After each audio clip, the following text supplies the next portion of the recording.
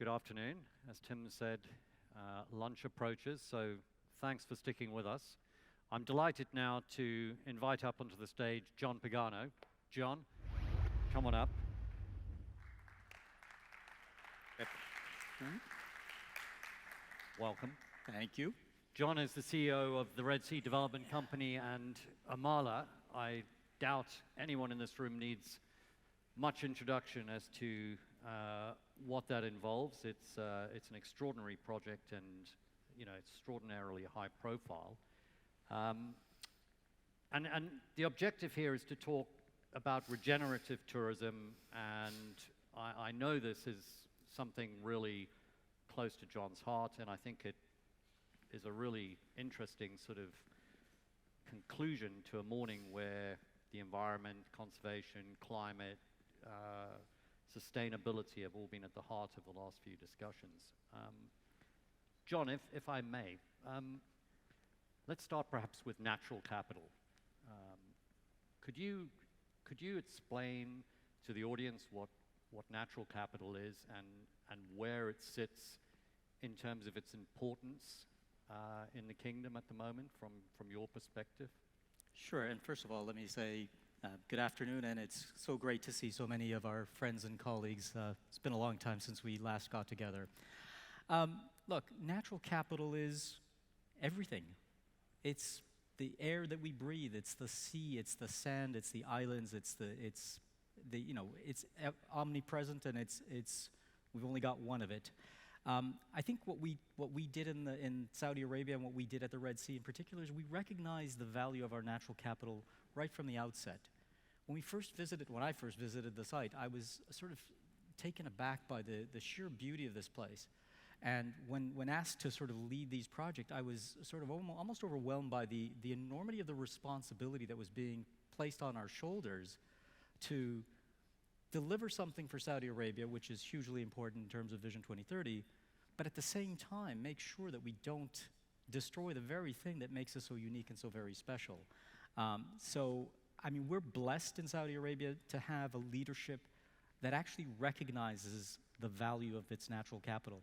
And it's kind of there's a slight tension there, because if you think about it, Saudi Arabia is obviously known for its oil production and as one of the biggest oil producers in the world, but I think they've come to realize that, you know, the future is going to evolve, and that, you know, we have one planet and we need to do our part to take care of it. And I think having that backing has allowed us at the Red Sea and AMAALA to do things that most other times would not have been possible, because the normal commercial constraints are just not there. You know, our priority is to make sure that we protect and enhance our very precious environment. So, you know, just to put this in context, we're talking about, what, 2,500 square kilometers, 90 islands, and 75% of it is going to be undeveloped? Because normally the industry does it the other way around, right? Absolutely. We leave a bit and say, look, we're going to plant some trees over there, and the rest we're going to coat with concrete. You're doing exactly the inverse, and you're basically keeping the majority of what you have untouched. That's fact. I mean, in fact, we have our site covers an area of 28,000 square kilometers, including the 2,500 square kilometer lagoon. And, you know, you could be tempted to develop something that's going to be mass market and going to deliver 10 million visitors a year. If I take a step back, when we first approached this project, we approached it in a very different sort of way. Rather than engaging the architects as our first port of call, we actually engaged the scientific community. We aligned ourselves with the King Abdullah University of Science and Technology, and we spent more than a year really trying to understand our local environment, you know, the marine environment, the terrestrial environment, because without having that solid grounding in what, you know, the environment within which you're going to develop, I think we would have been making serious and terrible mistakes. We launched a marine spatial planning simulation, which again had never been undertaken, certainly not on this scale, where we took the lagoon, which is obviously the most vulnerable of the environments that we're dealing with, and we mapped it all out. We created something like 30,000 squares and assigned conservation values to each and every one of them. And then we set about trying to plan a destination. And through that process, rather than simply saying we're going to maintain the status quo, we set ourselves the objective of actually increasing the conservation value of the destination over the coming decades, So through that process, we determined where to build and what to build. That's where the reduction or the number of islands that we're going to develop was determined from. So therefore, 75% we decided not to develop. And I mean, I'm going to tell you the story that I mentioned the other day. Through this process, we found an amazing island, and it's called Al-Wakadi, and it's in the southern part of our lagoon, and it is the most picturesque island in our archipelago. It's oriented such that you would have sunrises and sunsets, white sandy beaches, turquoise water, coral reefs nearby, and we thought, Eureka! We've hit the golden goose. This is going to be, the cover of Condé Nast. It's going to be talked about around the world. But because we'd done all this background work, all this baseline stuff, we found out that actually the hawksbill sea turtle, which is critically endangered, likes this island too. And so we were faced with a dilemma. Develop this island and have a commercial success, but if we do develop it, we potentially accelerate the extinction of this most beautiful species. And so, in my entire 35 plus years of being in this business, this was perplexing. But the solution was simple, and the answer was, you can't possibly develop this island. And that to us, really set the tone for where we are today. I mean, we all you'll see I'm wearing a turtle on my lapel. And that's just a sign of our commitment to the environment. The turtle was there before us, so we shouldn't be intruding on him. And John, one of the extraordinary statistics I think you've mentioned is that you're going to be carbon neutral from day one. Now, you've sort of alluded to that yourself in your remarks. In a country called Saudi Arabia, which is perhaps best known for oil gushing out of the earth, you're going to be carbon neutral. How do you do that? How do you set about it? Because you've mentioned something that's really interesting. You talked about conservation values. How do you assign a value? Because we've heard about this morning, that to not assign value to this is going to end very badly for us all. So we have to assign value to it. I'd be interested to know how you do that. And how on earth do you get to a stage where you can make a statement that you're going to be carbon neutral from day one? Because I'm not aware that anyone's actually managed to do that thus far. That's right. Look, I think the previous panels in the discussion this morning has been a great introduction to what I'm about to say. And I'm going to say something maybe a tad controversial, and that is sustainability, it's no longer enough. I mean, we've gone past the point where maintaining the status quo is going to work for us as a world.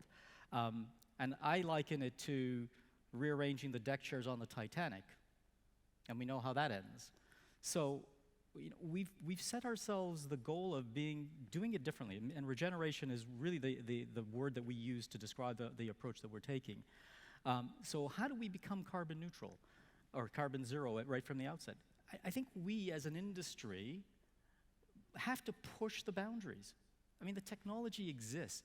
So we set ourselves right from the beginning, and again, the oxymoron is, we have oil in abundance. We can produce power probably at a lower cost than anybody else in the world.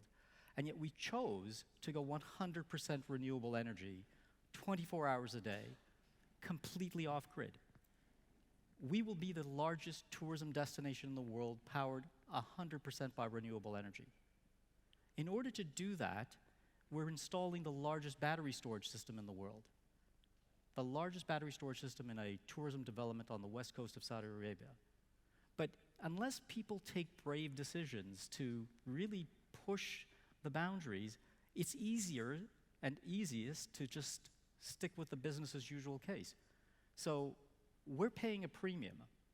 Make no mistake about it. But what premium do you place on your children's future and your grandchildren's future? We've got one world, one planet to take care of. And so, yes, it's costing us more, but we save, just in phase one of Red Sea alone, 500,000 tons, 500,000 tons of CO2 that would otherwise be emitted. Our mobility systems will all be green, both land, marine, even air. So, I mean, that's our commitment. And we do that because we have the backing of the leadership of the country who's saying, make it happen. We want to be the leaders in this green revolution. And so rather than talking the talk, we are going to walk the walk, and we're walking the walk right now. And I urge everybody in this room to follow suit and take our lead. I mean, that's one of the things that we're really most proud of, is really trying to lead the tourism and hospitality space to a new paradigm, a new way to do things. So you talk about a battery storage, what is like a battery storage farm type thing, It right? will be, yeah. So I always think of batteries as sort of like battery chickens or something, but what you're really describing is you're going to be effectively the Tesla of tourism, right? You're going to be battery powered, 100%, and you're going to do it fundamentally differently. Now, you've talked about leadership from His Highness, who I understand to be a very charismatic and very demanding individual. Could say that. Is there total, the vision here is complete? I mean, Vision 2030, we all understand, we've heard about. This is going to get done this way. No backtracking, we decided that it might cost too much money. No, I mean, we're committed. We're fully committed. Our capital is in place. The equity is committed by the Public Investment Fund, which obviously comes from the sovereign. We've raised $14 billion in debt. We've committed to a contract with a consortium led by a local power developer to build the infrastructure. So this work is not just talk, it's actually taking place. To date, the Red Sea has awarded approaching 18 billion rial in contracts. We've still got another 18 billion or so to go, and we're committing at $1 billion a month. So the project is on track. We're hoping to open our first resorts at the end of next year, and then probably 3, and then the following year, the end of 2023, we'll open and complete the first phase, which will be 16 hotels, 3,000 hotel rooms, a new airport that we're building, as well as a new town to house 14,000 people that are going to help deliver the services at the destination. So Extraordinary. It's real. So John, just how would you describe the response and the reaction of what we might term institutional capital to this, when a number of those folk will know that it could probably be done cheaper, right? So you're really saying, you mentioned the word premium. You're really, that's code for more expensive. But you're taking the view that actually in the long term, this is going to end up being a very sensible investment decision. Did you struggle to get people across the line on that, or did they embrace it and say, finally, someone's doing it the right way? How did capital respond? Look, capital responded positively, but I think really the capital that really is most relevant in terms of making these tougher decisions is really the capital that comes from the kingdom itself. The kingdom is taking a very much long-term view and are not motivated by short-term profit. And so as a consequence of that, they're willing to play that long game. The banks were willing to support us because they believe in what we're doing. I neglected to mention that the 14 billion loan facility is the first Saudi rial-denominated green loan facility ever issued, and the largest, which was backed by HSBC and by DNV, who accredited the loan facility. So again, really promoting our ESG credentials. But no real pushback on supporting us financially. And your background is in real estate. You spent many years at Canary Wharf. You're obviously involved in AMAALA.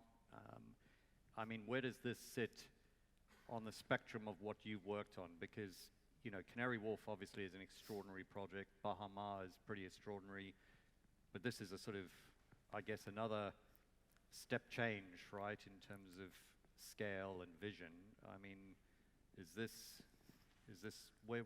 how would you characterize it from your perspective? Well, I guess I didn't think it at the time, but I guess Canary Wharf and AMAALA were dress rehearsals for my current gig. But I have to say that when I was approached to take this on, first of all, I wasn't overly enthusiastic about moving to the region. But eventually they persuaded me to come, and I met His Royal Highness, and I was taken by his charisma and his passion for the project, and I believed what he said. I believed what he said about his commitment to the environment, and I have to say, he hasn't let me down. He's supported us at every turn. But really, the thing that sold it for me, and it wasn't the scale of the project, perversely. I mean, it's got everything for it. It's scale, it's ambition, it's got profile, but ultimately it was the people. The people that I engaged with that are now my colleagues that had so much passion and belief for what their country was going through. And so for me, it wasn't about building a new project, of which I've been blessed with the opportunity to work on very big scale projects, but actually to help transform a country, transform a people. And that to me was what ultimately sold the deal. Now, that's a useful way to talk about people for a minute, because how do you find people that can deliver this? Because you're doing something that really is frankly unprecedented in a part of the world which you're literally having to build everything in order to build the next bit. How do you get that going? How do you find these people? Did you find that you were able to sell the story with the same level of enthusiasm, and they sort of said, this is a once-off chance, I'm on the way? I mean, you've obviously assembled an extraordinary team.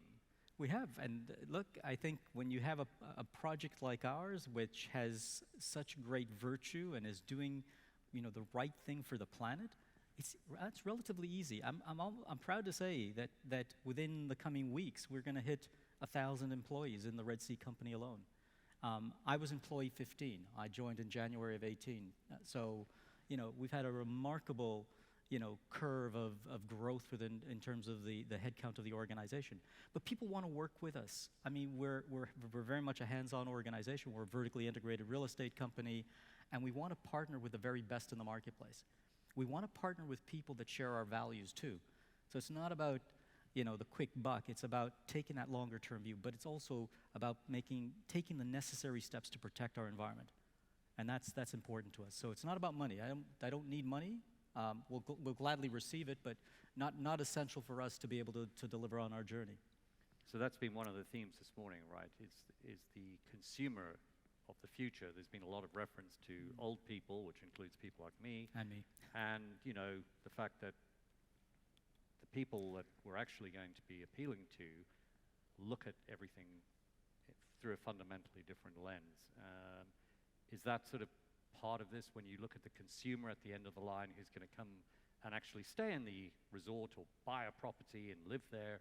I mean, how do you think about that part of the story, if you like?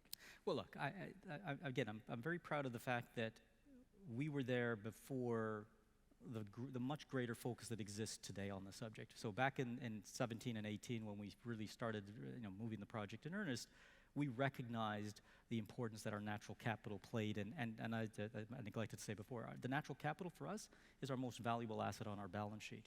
But COVID has brought our environment into much sharper focus. And today, if you do not embrace sustainability and indeed go on to embrace regeneration, I think you're going to be left behind. So the consumers are going to demand places that take care of the planet, that take care of people. The S in ESG is also important, and I think we're playing into a part of the marketplace now that is going to respond very positively to the things that we were going to do in any event. But because of COVID, tragic, it's basically focusing their attention on making better decisions, more responsible decisions when they travel, and I think that will serve us well in the long term. I'm sure we're just about out of time. I'm sure there've been some standout moments through this process since you arrived. What sort of is there one that you can think back to and say, I'm going to be talking about this for the rest of my life, with friends over dinner? Or is there anything that happened where you just think, wow, it was worth getting on this journey just to be here for this? Look, every day is a new revelation there. I mean, I can look back at many, many different events. I mean, I met the King to present our master plan in November of 2018, and that was a special moment. But no pressure. No pressure. But I mean, to me, the journey, we're on our journey. I think what I'm most looking forward to, and what I'm most pleased with, is the young Saudis that we're bringing into our organization, that's really giving me a lot of satisfaction. You know, we've hired, you know, and it doesn't sound like a lot, but 30 graduates last year and another 30 graduates this year. Smart, you know, highly educated, looking for opportunities. And I'm in a privileged position to be able to create those opportunities. Let them be part of something that's a once in a lifetime opportunity. I said I've been blessed to have been involved in transformational projects. And now my gift is to be able to bring young Saudis into the organization and give them the same opportunities that I had when I was starting off on my career. To me, that's probably the most memorable moment and one of the reasons why, you know, the journey is so satisfying so far. Well, on that very refreshing note, ladies and gentlemen, we're out of time. But if you can please join me in thanking John for joining us up here on stage. Thank you, John. Thank you.